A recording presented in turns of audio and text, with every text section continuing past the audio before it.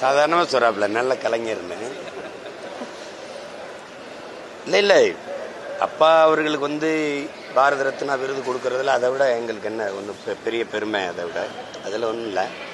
விளையாட்டு வீரர் சச்சின் டெண்டுல்கருக்கு கொடுக்கும்போது அவர் துறையில், இசைத்துறையில் அப்பா அளவுக்கு சாதனையாளர்கள் இதுவரை இல்லை. அப்போ அவருக்கு கொடுக்கறதுல பெருமை தான்.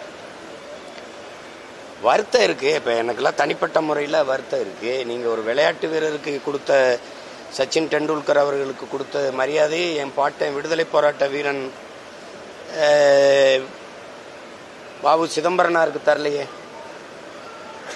ஒரு பெரும்பாவலன், விடுதலை பாவலன் பாரதிக்கு கொடுக்கலையே. அது ஒரு தமிழ் மகனாக எனக்கு பார்க்கும்போது, வரலாறை பார்க்கும்போது நான் அவமதிக்கப்படுறதை தான் நான் உணர்வேன். சச்சின் டெண்டுல்கரை விட பாரதியும் வாவுசியும் ரொம்ப இழிவாக போயிட்டாங்களா என்ன சொல்லுங்கள் நீங்கள்.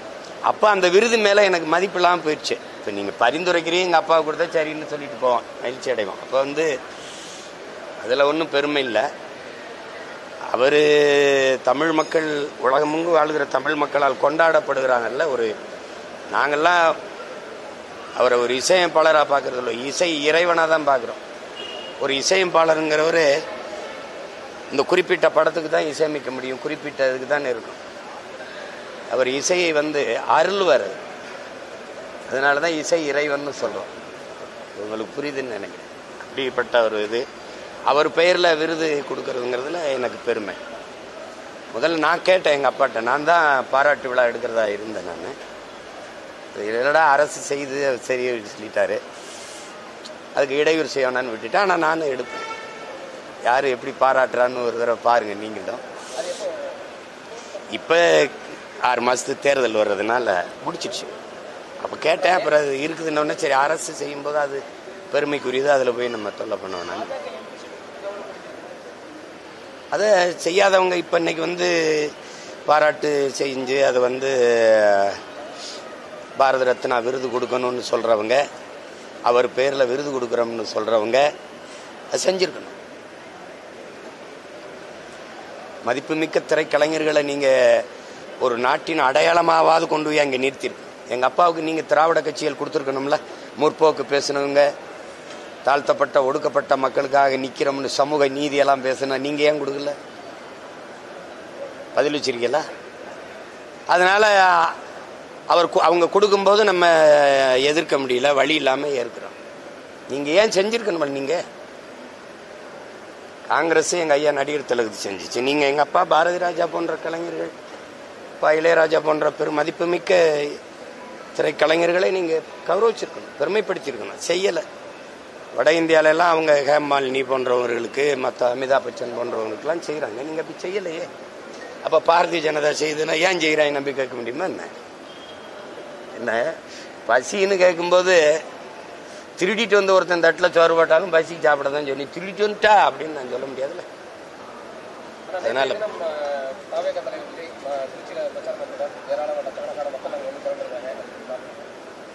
அதான் நீங்கள் தான் காட்டினீங்களே, திரண்டிருக்காங்க, அது பரப்புரையே ஆரம்பிச்சிருக்காரு, அவ்வளோதான். நீங்கள் எப்படி பார்க்குறீங்க?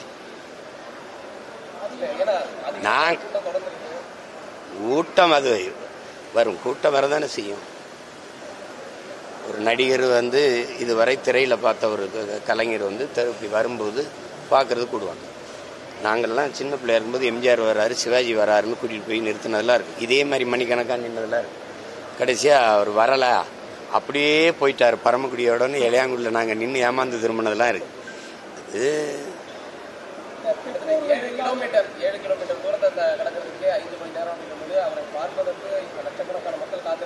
அது வரும், அது வரும். இப்போ சகோதரர் அஜித்தை இறக்குனீங்கன்னா இதை விட கூட்டம் வரும். என்ன பண்ணலான்னு சொல்லுங்கள். ஐயா ரஜினிகாந்த் வந்திருந்தா இதை விட கூட்டம் வந்துதான் இருக்கும். நயன்தாரா அவர்களை இறக்கி விட்டால் இதை விட 2 மடங்கு கூட்டம் தான் வரும். நீங்கள் அதை கூட்டத்தை பார்க்காது, முன்வைக்கிற கொள்கையை பாருங்க. உருப்படாது. இல்லைன்னா உங்களை மாதிரி ஆளுகள்லாம் சேர்ந்து தான் அந்த நாட்டை நாசமாக்கிட்டே இருக்கிறீங்க. ஒரு செய்தி அறம் சார்ந்து நீங்கள் நிற்கிறீங்களா சொல்லுங்க. நீங்கள் சும்மா ஏதாவது கூலிக்கு வேலை செஞ்சு கொள்கைக்கு வேலை செய்கிறவன கொலை பண்ணுறீங்க. இதுக்கு ஒரு ஊடகம், இதுக்கு ஒரு முதலாளி. எந்த முதலாளியும் நீங்கள் லாப தேவைக்கு தான் வேலை செய்கிறீங்க, மக்கள் சேவைக்கு நிற்கிறீங்க. அறம் சார்ந்து ஒரு செய்தியை வெளியிடுறீங்கன்னு சொல்லுங்க. உங்க நெஞ்ச தொட்டு சொல்லுங்க. யாராவது சும்மா எதையாவது பேசிட்டு இருக்கு. மக்களுக்காக பாடுபடுற ஒரே கட்சி நாம் தமிழர் கட்சி. சந்தேகம் இருக்கா? உங்களுக்கு ஏதாவது பிரச்சனை இல்லை, நான் தான் முதல்ல வருவேன். இதுல என்ன அது தெரிஞ்சுக்கிட்டு கேட்குறீங்களா இல்லை தெரியாம கேட்குறீங்களா? முதல்ல மலைகளின் மாநாடு, இப்போ மலை வளமே மண் வளம்னு 27 தருமபுரியில் நடக்குது. அது ஆழ்ந்து கவனிங்க. முதல்ல 50 ஆற்றல்கள் நமக்கு நிலம், நெருப்பு, நீர், காற்று, வானம், அதாவது விசும்பு, இது இல்லாது எந்த உயிரும் இல்லை. அது 5 பூதங்கள்ங்கிறாங்க, நம்ம 50 ஆற்றல்ங்கிறோம். இதை அழித்து கொண்டிருக்கிறோம். நாங்கள்லாம் சின்ன பிள்ளையா இருக்கும்போது தாத்தா பாட்டிலாம் 2000 உலக அழியும் 2000 உலக அழியும்னு சொல்லும்போது இவங்க ரொம்ப இதாக பொய் சொல்லிட்டு இருக்காங்கடா, நாங்கள்லாம் அப்படின்னா இப்போ பீழா விடுறாங்க அப்படின்னு நினச்சோம். அப்போ அழியும்னா ஏதோ அழியும் போல் இருக்குன்னு நினச்சோம். கடைசியாக இந்த அயோக்கியங்கள்லாம் அழிப்பாங்கிறது இப்போ தான் தெரியுது. மலையை வெட்டுறான், மணலை அள்ளுறான், கடலுக்குள்ளே கொண்டு போய் குண்டை போடுறான், குப்பையை கொட்டுறான், நச்ச ஆலைகளை நிறுவி அந்த கழிவுகளெல்லாம் அதில் கொண்டு கொட்டுறான். அப்போ அதை பார்க்கும்போது எனக்கு தெரியுது இந்த ஒரு பூமியும் அழிக்கப்படுதுன்னு. உலகத்தில் எந்த கோள்கள்லையும் இந்த பிரபஞ்சத்தில் எந்த உயிரினமே வாழ்றதுக்கு வாய்ப்பு இல்லை. அது தெரியும் உங்களுக்கு. அது உங்களுக்கு ஆண்டன் சொக்கேவ்னு ரஷ்ய எழுத்தாளன் சொல்றான், ஒரு சமூகத்தின் மீது அக்கறையா ஒரு சிந்தனையாளன் வரும்போது அதுக்கு எதிராக 1000 முட்டாள்களை இறக்கி விடுவான்ட்டு. அந்த சமூகம் தோற்று போன சமூகம்னு. நான் பேசுறது உங்களுக்கு இன்னைக்கு புரியாது, நான் போதிக்கும் போது புரியாது, நீங்க பாதிக்கும் போது உங்களுக்கு புரியும். திரும்ப திரும்ப சொல்றேன், இலங்கையில வந்தது, பங்களாதேஷில் வந்தது, நேபாளில் வந்தது, உங்களுக்கு வராதுன்னு நீங்க யாராவது உறுதி தர முடியுமா? பக்கத்து வீட்டு கூரை தான் எரியுதுன்னு நீங்க படுக்க போனீங்கன்னா விழுகிறது உங்க சாம்பலா தான் இருக்கும். தன் வீட்டு கூரை எரியாதவரை நீங்க தண்ணி எடுத்துட்டு வர தயாரா இல்லை. அடுத்த வீடு தான் எரியுதுன்னு ஆனந்தத்தில் தூங்க போறீங்க, மகிழ்ச்சியில தூங்க போறீங்க. பார்க்க நீங்க இருக்க மாட்டீங்க, விழுகிறது உங்க சாம்பல் தான் இருக்கும். எச்சரிச்சுக்கிறீங்கிற உங்களுக்கு புரியுதா? அதனால இப்ப நான் பேசுறது வேடிக்கையா இருக்கும். எனக்கு முன்னாடி பேசியிருக்கான், உலகத்துல பெரிய பெரிய ஞானி, பெரிய பெரிய அறிஞர்லாம் சொல்லிட்டு போயிருக்கான். என் ஸ்டீவன் ஹாக்கின்ஸே சொல்லிட்டு போயிருக்கான், இந்த பூமி உயிரினங்கள் வாழ்வதற்கு வாய்ப்பில்லாத மாற்றப்படுது, வேற கிரகங்களை நோக்கி படையெடுங்கள்னு இருக்கான். அவன் சொல்லிட்டு செத்து போயிட்டான். நாங்க அதெல்லாம் படிச்சு எங்க அப்பா எனக்கு முன்னத்தி ஏற, எங்க அப்பா நம்மாழ்வார்னு ஒரு மகன் மேல் சட்டை கூட இல்லாம கத்தி செத்து போயிட்டான். இப்போ அவன் பிள்ளை எங்களுக்கு இந்த உங்களுக்கு புரியுது. நீங்க மலையை வெட்டி மணலாக்கி கல்லாக்கி பெரிய வீட்டை கட்டி வச்சுட்டு போகணும்னு நினைக்கிறீங்க உங்க பிள்ளைக்கு. நான் இந்த நாட்டை என் பிள்ளைகளுக்கு வாழ்றதுக்கான நாடா வச்சுட்டு போகணும்னு நினைக்கிறேன். நீங்க வீடை வச்சுட்டு போகணும்னு நினைக்கிறீங்க, நான் நாடை வச்சுட்டு போகணும்னு நினைக்கிறேன். புரியுதுன்னு நினைக்கிறேன். நீங்க காசை சேர்த்து வச்சுட்டு போகணும்னு நினைக்கிறீங்க, நான் சுவாசிக்க நல்ல காற்றை வச்சுட்டு சாகணும்னு நினைக்கிறேன். எதை செய்யலாம்னு நினைக்கிறீங்க?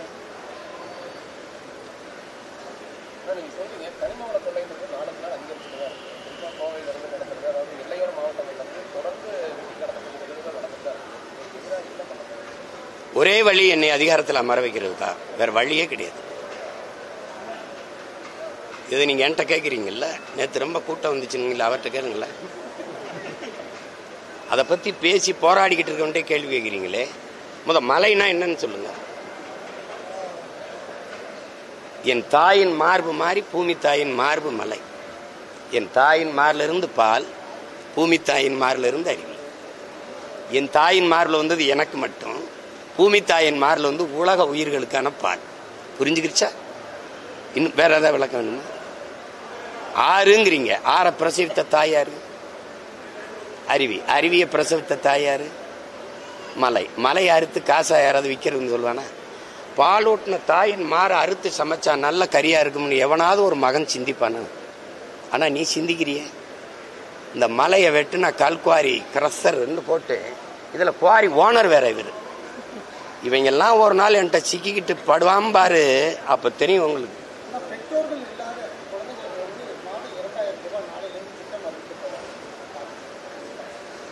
ஏன் பெற்றோர்கள் இல்லாது போனார்கள்? நீ குடிக்க வச்சு கொண்டதுனால தானே. என்னை பாருங்க, கேள்வியை கேட்டு குனியாதிய. பெற்றோர்கள் ஏன் இல்லாது போனார்கள்? அதுக்கு பதில் இருக்கா? நீங்க தான் கேள்வி கேட்கணும்னு ஒண்ணு அரசியல் சாசனத்திலேயோ நானும் கேள்வி கேட்கலாம். ஏன் இல்லாத போனார்? நிறைய குளிங்க, அதை மட்டும் சாதாரணமா சொல்றீங்களே ஏன்? பெற்றோர்களே இல்லாத போன குழந்தைக்கு 2000 குழந்தை கையிலே கொடுத்துருவீங்களா?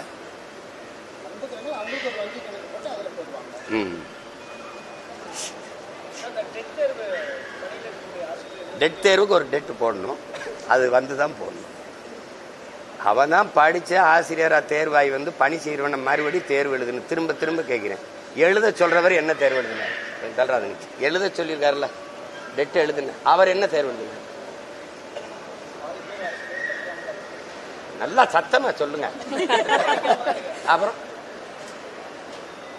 செய்தித்தாளே படிக்காதவன் தான் இங்க தினம் செய்தி ஆகிட்டு இருக்கான் தம்பி. அதே ஆண்டன் சொக்கேஸ்வரர் ரஷ்ய எழுத்தாளர், இந்த தோற்று போன சமூகத்துல தேவையற்ற செய்திகளை தலைப்புச் செய்தி ஆகடாங்கிறான். அதான் நீங்க எல்லாரும் பண்ணிட்டு இருக்கீங்க. இப்ப நீங்க கேட்ட கேள்வி தேவையானது, அதை போடுங்க தலைப்புச் செய்தி. அதுக்கு என்ன செய்யலான்றீங்க?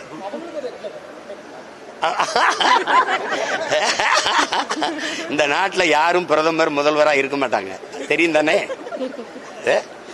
எத்தனை காலம் ஏமாத்துறாங்க பாருங்க. இவங்க சாதி வாரி கணக்கெடுப்பு எடு, குடிவாரியா எண்ணி அவரவர்க்குரிய உரிய பகிர்வை கொடு, உரிமையை கொடுன்னு கேட்கிறோம். இதுக்கு மத்திய அரசு தான் எடுக்கணும்னு சாட்டி விடுது இந்த திராவிட மாடல் ஆட்சி.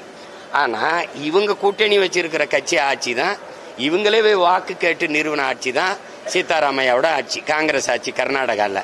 இந்த 24க்குள்ள எடுத்து முடிக்கணும்னு சொல்லுது. சாதி வாரி கணக்கெடுப்பு அவனால முடியும், உன்னால முடியாதா? அவன் இதே இந்திய கட்சி தான், அவனால முடியும், உங்களால முடியாதா? அங்க உங்க ஐயா ராமசாமி ஐயா பிறக்கவும் இல்லை, அவன் சமூக நீதினு பேசவும் இல்லை, சாதி வாரி முற்போக்கும் பேசவும் இல்லை, பகுத்தறிவு பேசவும் இல்லை. அவன் எடுக்கிறான். தெலுங்கானா எடுக்குது, பீகார் எடுக்குது, உங்களால எடுக்க முடியாது. எடுத்தா நீ எவ்வளவு காலம் எங்களை ஏமாத்தி தின்றுக்கான்னு தெரிஞ்சிடும். அதானே இங்க எவனும் கைதட்டி சொல்ல முடியாது. 42 விழுக்காடு இருக்கும், 58 விழுக்காடு இருக்கு. இங்க வாப்பா, அவன் தலைக்கு என்னவோ எண்ணி கொடுன்னு சொன்னா உனக்கு என்ன கஷ்டம்? இன்னும் கொஞ்ச நாள் நான் சொல்றது உங்களுக்கு புரியாது. இந்தி பேசுற இன்னொரு மாநிலமா மாகரும் எல்லா பயிலையும் அடிச்சு விரட்டுவான். அப்புறம் ஐயோனாலும் அம்மானாலும் நீ அழுகிறது அவனுக்கு புரியாது. எதிர்மே ஹே ஷாட்மே வாட்மேம்பா, நீ சாக வேண்டியதுதான். அதுக்குள்ள விழிச்சுக்க, எச்சரிச்சுக்க. ஒரு ஓட்டை போட்டு நாட்டை கொடுத்துட்டு நிம்மதியாரு. இல்லைன்னு வச்சுக்க, ரோட்ல நின்று எல்லாரும் போராட வேண்டியதுதான். அப்படிலாம் சொல்லலைங்க, பைத்தியக்காரத்தனமே ஏதாவது பேசாதீங்க. நீதிமன்றம் சொல்லிச்சா? ஹலோ, நீதிமன்றம் சொல்லிச்சா?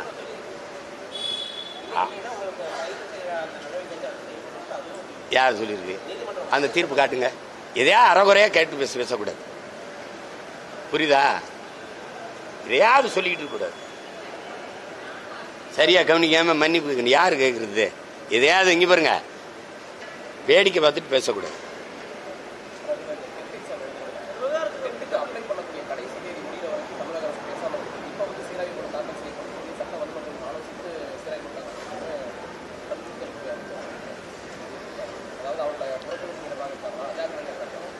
முதல்ல செஞ்சிருக்கணும். இதெல்லாம் ஒரு சுமை தானே. ஒவ்வொன்றும் ஒரு வரியை விதிக்கிறது, அப்புறம் அதுக்கு எதிர்ப்பு வந்தோன்னு அதை குறைக்கிறது, ஒரு டெட்டு எழுதுங்கிறது, எக்ஸிட் எழுதுங்கிறது, நீட்டே கொடுமை, அதுக்கப்புறம் எக்ஸிட் எழுதுங்கிறது. தேர்வு தேர்வாலே ஒரு தகுதி வந்துடும். நீங்க எப்படி சொல்றீங்க? தேர்வு எப்படி நடக்குது? நீட்டு தேர்வுலாம் வட மாநிலங்கள் எப்படி நடக்குது? புத்தகத்தை விரிச்சு வச்சு எழுதுறான். அப்ப அது போலி மருத்துவ மாணவர்களை உருவாக்குமா, தகுதியான மருத்துவ மாணவர்களை உருவாக்குமா?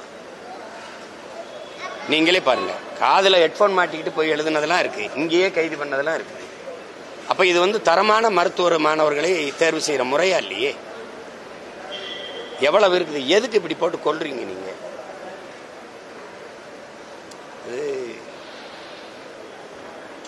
இந்த நாட்டில் பிறந்ததை தவிர இந்த நாட்டு குடிகள் எந்த பாவமும் செய்யல, எந்த பிள்ளையும் செய்யல. ஏன் இந்த கல்வி, இந்த வேலை வாய்ப்பெல்லாம் இந்த நாட்டில் மட்டும் இவ்வளவு பெரிய சுமையா இருக்கு? விரும்பிய கல்வியை கற்க முடியாது, கற்றதுக்கு வேலையை பெற முடியாது. இதெல்லாம் ரொம்ப கொடுமையா இருக்குது. இது சர்வாதிகார ஆட்சி முறைன்னு சொல்லிட முடியாது, இது கொடுங்கோன்மைன்னு தான் சொல்ல முடியும். சர்வாதிகாரம்ங்கிறது ஒரு நேர்மையாளன் சர்வாதிகாரியா தான் இருக்க முடியும். ஆனால் இது சர்வாதிகாரம் இல்லையே, இது கொடுங்கோன்மையா இருக்கு.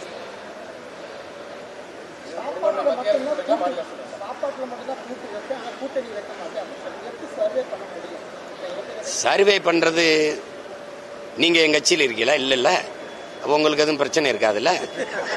சர்வே பண்றதுன்னா நாங்க சர்வே பண்ணிட்டு தான் இருக்கோம். எங்களுக்கு அதுல ஒரு சிரமமும் இல்லை, எங்களுக்கு ஒரு சிரமமும் இல்லை. நீங்க ஒண்ணு நல்லா கவனிச்சுக்கிறீங்க. அடுத்தவன் தோள் மீது ஏறி நின்று நான் உயரமானவன் என்று காட்டுவதை விட தனித்து நின்று உண்மையான உயரத்தை காட்டுவது மேலானதுங்கிறான். இப்ப நான் என்ன செய்யலாம்? கூட்டணி வைத்து வென்று போனவர்கள் யாராவது ஒருத்தர் இதை சாதித்தார்கள் என்று சொல்லுங்க, நான் கூட்டணி வைக்கிறேன். இதுல யாரோடு கூட்டணி வைக்கலாம்னு சொல்லுங்க. ஒவ்வொரு தடவையும் திருப்பி திருப்பி பேசிட்டு இருக்காதீங்க. என் நாடும் இந்த மக்களும் அனுபவிக்கிற துன்பங்கள், துயரங்கள், அடக்குமுறை, நீங்க கேட்ட கேள்விகள், டெட்டு, எக்ஸிட்டு, நீட்டு, வரி எல்லாம் சொல்றீங்கல்ல, இதையெல்லாம் கொண்டு வந்தது யார்? 1,00,000 போராட்டங்களுக்கு திராவிட மாடல் ஆட்சி அனுமதி கொடுத்திருக்குன்னு நாட்டின் மாண்புமிக்க முதலமைச்சர் அவர்கள் சட்டசபையில் பேசினது இருக்கா இல்லையா சார்? அப்படின்னா 1,00,000 பிரச்சனைகளை இந்த நாட்டு மக்களுக்கு நீங்க கொடுத்திருக்கீங்கிறது உண்மையா இல்லையா? இன்னைக்கு அணு உலை, இன்னைக்கு இந்த வரி விதிப்பு, மின்கட்டண உயர்வு, சொத்து வரி உயர்வு, இன்னைக்கு இருக்கிற இந்த இவ்வளவு துன்ப துயரங்கள் எல்லாம் தனியார் மயப்படுத்தப்பட்டு, எல்லாம் ஆசிரியர் தேர்வு எழுதிட்டு பணி நியமனத்துக்கு காத்திருக்கிறது, பகுதி நேர ஆசிரியர்கள் பணி நிரந்தர பணிக்காக போராடுவது, பழைய ஓய்வூதிய திட்டத்துக்கு போராடுவது, எத்தனை லட்சக்கணக்கான பிரச்சனை. அத்தனைக்கு மனு வாங்கின மகன் நான் இருக்கேன். கண்ணீரோடும் கவலையோடும் கைகளில் மனுக்களை நீட்டிய தாய்மார்கள், தந்தையர்களுடைய மனுக்களை வாங்கின மகன் நான் இருக்கேன். இத்தனை பிரச்சனைகளை நிலத்தது. மீத்தேன் எடுக்கிறது, ஹைட்ரோ கார்பன் எடுக்கிறது, காவிரி நதிநீரிமை பறிபோனது, இந்தி திணிப்பு, மாநில கல்வி உரிமை, மாநில உரிமை, அதை தூக்கி மத்திய பொதுப்பட்டியல் கொண்டு போனது, கச்சத்தீவை பறிகொடுத்தது, மீனவர் படுகொலை சகித்துக் கொண்டது. இத்தனை துயரங்களின் தந்தது யார்? ஒன்னு காங்கிரஸ், ஒன்னு பாரதிய ஜனதா, ரெண்டுல ஒண்ணு தானே. விடுதலை பெற்ற 79 ஆண்டுகால ஆட்சியை அரை நூற்றாண்டு ஆண்ட கட்சி எது? கச்சத்தீவை பறிகொடுத்த கட்சி எது? காவிரி நதிநீர் உரிமையை பறிகொடுத்த கட்சி எது? கல்வியை போது அங்க மத்திய அரசு உரிமை தூக்கிட்டு போனது யாரு? மின் உற்பத்தி விநியோகத்தை எடுத்துட்டு போனது யாரு? மருத்துவ உரிமை தூக்கிட்டு போனது யாரு? மாநில உரிமை எல்லாம் பறிச்சது யார்? இந்த காங்கிரஸ். இன்னைக்கு அதை அவங்க பெத்து பேர் வச்சாங்க, நீட்டு, எக்ஸிட்டு, ஜிஎஸ்டி எல்லாத்துக்கும். அதுக்கு ஊட்டமா உணவு கொடுத்து வளர்க்கிறவர் பிஜேபி. இந்த ரெண்டு கட்சி இந்த எல்லா நச்சு திட்டங்களையும் இங்க எந்த எதிர்ப்பும் இல்லாம கைகட்டி வரவேற்றது யார்? இந்த திமுக, அதிமுக. நீங்க சொல்லுங்க, ஊழல் லஞ்சமா, உண்மை நேர்மையா? சொல்லுங்க. சாராய கடையை மூடுவேன் அப்படின்னு இந்த கட்சியில் சொல்ல முடியுமா? சொல்லுங்க. பல லட்சக்கணக்கான 3100 வேலை வாய்ப்புக்கு 13 லட்சம் பேர் டிஎன்பிசியில தேர்வு எழுதுறான், தமிழ்நாடு தேர்வாணையத்தில். அப்ப எத்தனை லட்சம் பேர் வெளியில் நிக்கிறான்? யார் பொறுப்பு இருக்கிறது சொல்லுங்க? 60 ஆண்டுகால ஆட்சி செஞ்சுட்டு 1000 ரூபாய்க்கு எங்க ஆத்தாவை கை வைக்கிறது, கை நீட்டி நிக்க வச்சது. காலையில என் பிள்ளை இங்க பள்ளிக்கூடத்துக்கு வந்தான் சோர்திங்கன்னு பசியோட வச்சது யாரு? இந்த 4 கட்சிகளை தாண்டி நாட்டுக்கு தீமை வந்துருச்சா? இந்த கட்சிகளோட கூட்டணி வச்சு நினைத்து போக சொல்றீங்களா? சொல்லுங்க. நான் போறேன். சொல்லுங்க. எவனாவது ஒருத்தன் நின்னு உரிமையோட அந்த ஆட்சிகள் செய்யற தவறை தட்டி கேட்க துணிவு இருக்கா? இதே என் தம்பி காங்கிரசினுடைய தீமையை சுட்டி காட்டுறாரா? கொடநாடு கொலையை பத்தி பேசுறாரா? சொல்லுங்க. இன்னும் பேச மாட்டேங்கிறீங்க. அப்புறம் எதையாவது பேச முடியுதா பாருங்க. கூட்டணி வச்சு சாதிச்சவன் சொல்லுங்க. 10 எம்எல்ஏ போட்டேன், 2 எம்பி போனேன், 4 எம்பி போனேன். என்ன பண்ண? 40 உறுப்பினர் கொண்டு போய் ஒண்ணும் பண்ண முடியல. இந்த மாநில அரசு கொடுக்கிற நிதியை தரலைன்னு என்கிட்ட புலம்புற. அதுக்கு எதுக்கு அதிகாரம்? சொல்லுங்க. எதுக்கு அதிகாரம்? எங்களுக்கு காசு தர மாட்டேங்குது, நாங்க என்ன பண்ண? இதை சொல்றதுக்கு ஒரு அதிகாரம்? எதையாவது பேசிட்டு இருக்காதீங்க. கூட்டணி போகணும். என்னை எவனுமே கேட்கல கூட்டணி போகாதீங்க. உங்களுக்கு தெரியுமா, கட்சியில சேர விரும்புவர்கள் சொல்லி நாங்க துண்டு சீட்டு கொடுப்போம், அதுல எழுதி கொடுத்தோம், பின்னாடி திருப்பி பார்க்கவும் எழுதியிருக்கான். 800 பேர் சேர்ந்தா 550 பேர் எழுதியிருக்கான். எவனோடும் சேர்ந்துராதரான்னு. இதே வானூதில இறங்கும்போது என் தாய் தந்தையர் ஒத்த வயசுல கும்பிட்டு, ஐயா கடைசி வரைக்கும் இப்படி நின்று போராடிறியா, எவனோடும் சேர்ந்துராதராசான்றான். ஏங்க, பல ஆயிரம் கோடி பேரம் பேசி துணை முதல்வர் அது மத்திய அமைச்சர்னு பேசிய போலங்க. இவன் பிரபாகர மகங்கவன், உலக போர் செஞ்சவன் மகன், தலைவனோட வீரனுடைய மகன். 20 நாடுகளின் துணை கொண்டுதான் எல்டிடியை வீழ்த்தணும்னு கோத்தபாய ராஜபக்சே மகிந்த ராஜபக்சே சொன்னது இருக்கா இல்லையா? 20 நாடுகள் ஒரு இனத்தின் விடுதலைக்கு போராடிய ஒரு படையை எதிர்த்து போரிட்டு இருக்குன்னா அது உலக போரா இல்லையா? யாராவது அறிவார்ந்த பெருமக்கள் சொல்லு, உலக போரா இல்லையா? இனிமேல் உலக போர் வந்தா 4வது உலக போர், 3வது உலக போரை செய்த ஒப்பற்ற பெரும் வீரன் பிரபாகரனின் மகன் நான். என்னை போய் சமரசம் செய்ய இவன்ட்ட போய் நில்லு. சரியா சரியா? நான் கூட்டணி வைக்கல, தோத்து போயிட்டேன். நட்டம் ஏதாவது இருக்கா? நட்டம் ஏதாவது இருக்கா? என்ன 2000 கோடியை முதலீடு செஞ்சேன் நான். மொத்தமா 3 லட்சம் தான் ஒரு தொகுதிக்கு செலவு பண்ணிருக்கேன். அதுலதான் 36,50,000 ஓட்டை வாங்கி அங்கீகரிக்கப்பட்ட கட்சியா வந்திருக்கேன். அதிகாரம் என்னை விட அதிகாரத்தில் இன்னைக்கு வலிமையா அதிகாரத்தோடு இருக்கிற ஒரு கட்சியை சொல்லு. நான் சொன்னா பரந்தூர்ல விமான நிலையம் கட்டி காட்டுன்றேன். நான் போராடி 8 வழிச்சாலை நிக்குது. நான் போராடி டங்ஸ்டன் தொழிற்சாலை அரிட்டாப்பட்டில நிக்குது. நான் போராடி பேனா வைக்கல நிக்குது. அதிகாரத்துக்கு நீ ஓட்டு போடு வரும். கேள்வி கேட்டுக்கிட்டு இருந்தா வராது. அதிகாரத்துக்கு எப்ப வருவ? போட்டா வருவேன். அதை விட்டு எப்ப வருவேன்? அதிகாரத்துக்கு வந்து என்ன பண்ண? நான் வரணும்னு நினைச்சா வருவேன். இதுல ஒரு கேள்வி, நீ எப்ப அதிகாரத்துக்கு வந்தவன் என்ன பண்ண? அதிகாரத்துக்கு வந்தவன் தீமையை பண்றான். நான் நன்மையை செய்யணுங்கிறேன். நான் எடுத்து இந்த புள்ள வந்தா நாடு மக்களும் நல்லா இருக்கும்னு நினைச்சினா போடு, இல்லைன்னா மறுபடியும் நீ தெருவில் போடு, நீ அவனுக்கு போடு. அவ்வளவுதான். என்ன இருக்குது? போட்டு அப்புறம் போராடு, என்னைய கூப்பிடு, அதுக்கப்புறம் பேசுறேன். நீ வா, வீடு இடிக்கிறான், இங்க வா, இந்த பாரு உயர் மின்னழுத்த கோபுரம், இந்த பாரு கையில் எரிவா உள்ள பதிக்கிறான்.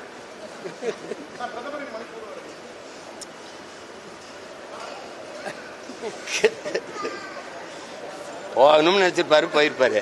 இதெல்லாம ஒரு கேள்வி. பத்தி எரியும் போது தெரியல அமைதியான மணிப்பூர் ஆக்கணும்ட்டு. இப்ப அங்க ஒரு பிரச்சனையும் இல்லை, அதனால உள்ள விட்டு வர்ற. தம்பி, பத்தி எரியும் போது நீங்க போயிருக்கணும்ல. அருணாச்சல பிரதேசம்னு ஒண்ணு இருக்குல்ல, நடு மாநிலம் இருக்குல்ல, அங்க நின்று ஓட்டு கேட்டு வர சொல்லுங்க பாப்போம். ஏன்னா சீனாக்காரன் என்னதுங்கிற மாநிலமே. சிரிக்காதீங்க, உண்மையா இல்லையா? சரி, ஓரத்தில் நின்றுட்டு பேசிட்டு வர்றது. பாகிஸ்தானோட பட்டக்குன்னா போற அறிவிக்கிறீங்கல்ல. ஆபரேஷன் சிந்தூர், இந்தூர்.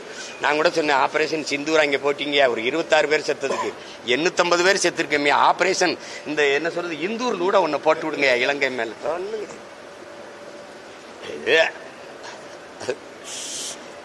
தம்பி, இப்ப வேடிக்கை தான் தம்பி தெரியும். ஏன்னா எங்க முன்னோர்கள் பேசினத ஒண்ணு நீங்க கவனிச்சு பாருங்க.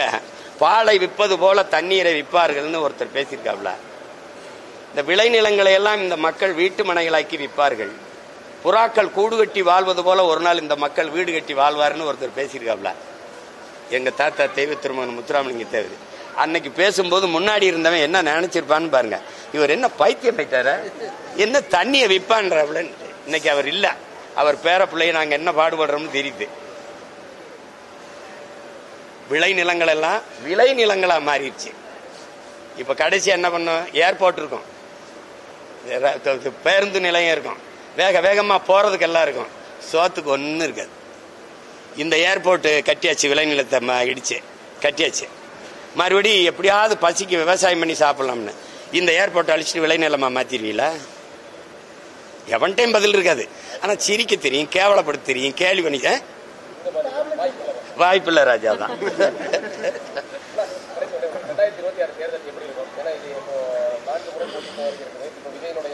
எழுதி வைங்க, எங்க கையில தான் ஆட்டம் இருக்கும். எப்படி பார்த்தாலும் எனக்கு தான் ஆட்டம் இருக்கும்.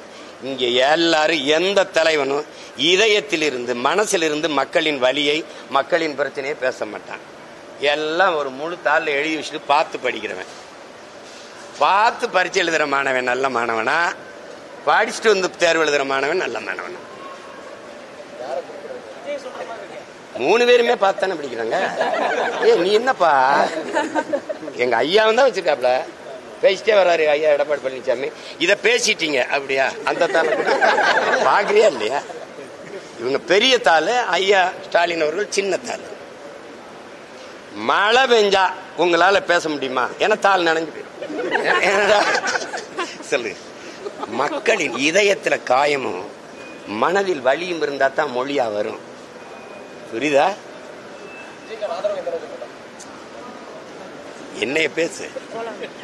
நீ இங்க வர அது எந்த அளவுக்கு இருக்குங்கிறது அவர்கிட்ட பேசு. அவரை ஒரு தடவை இப்படி நிக்க வச்சு இத்தனை கேள்வி இவ்வளவு நேரம் 1/2 மணி நேரம் நிக்கிறேன்ல, சிரிக்காத. வரமாட்டேங்கிறாருன்ற நேர கோட்டைக்கு வரேன்னு மட்டும் சொல்றாருல, என்னவே கேள்வி சிக்கனா சீமான்னு வச்சு செய்வியா? சொல்லு வேற என்ன?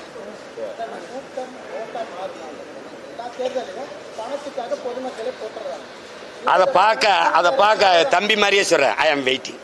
எப்படி பார்த்தாலும் 26 மே மாசம் தெரிஞ்சிடும்ல, கொஞ்சம் காத்துருங்க. பொறுமை என்ற மரத்தின் வேர் எப்போதும் கசப்பா இருக்கும், கனி ரொம்ப தித்திப்பா இருக்கும்னு எங்க தலைவர் சொல்றாரு. மாசத்தும் சொல்றாரு, பொறுமையும் உதவிற போர் தாண்டாங்கிறாரு. கொஞ்சம் பொறுமையா இருங்க. பஞ்சபூதம்னு ஏன் சொல்றீங்க? 50 ஆற்றல்னு தமிழ்ல சொல்றேன்ல. அடுத்து மலை, அதுக்கப்புறம் கடலம்மா, அதுக்கப்புறம் தண்ணீர். வேற நன்றி, வணக்கம்.